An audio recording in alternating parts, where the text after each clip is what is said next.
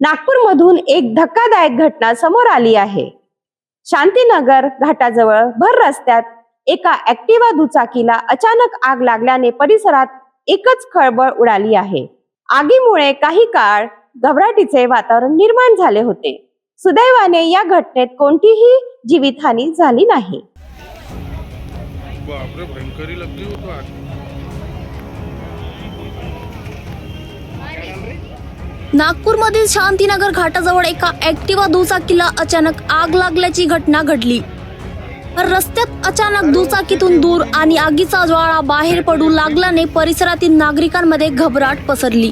घटनेची माहिती मिळताच जवळच्या नागरिकांनी तातडीने घटनास्थळी धाव घेतली आणि आग आटोक्यात आणण्यासाठी प्रयत्न सुरू केले। काही नागरिकांनी पाणी आणि इतर साधनाच्या मदतीने आग विझवण्याचा प्रयत्न केला। आग लागल्यामागचे नेमके कारण अपघात स्पष्ट झाले नसले तरी शॉर्ट सर्किटमुळे ही घटना घडल्याची शक्यता व्यक्त केली जात आहे।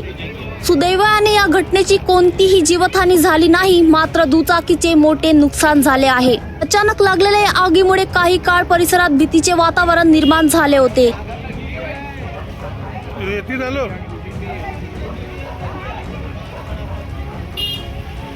सुदैवाने या घटनेत कोणतीही जीवितहानी झाली नाही, मात्र भर रस्त्यात लागलेल्या या आगीमुळे नागरिकांमध्ये भीतीचे वातावरण निर्माण झाले।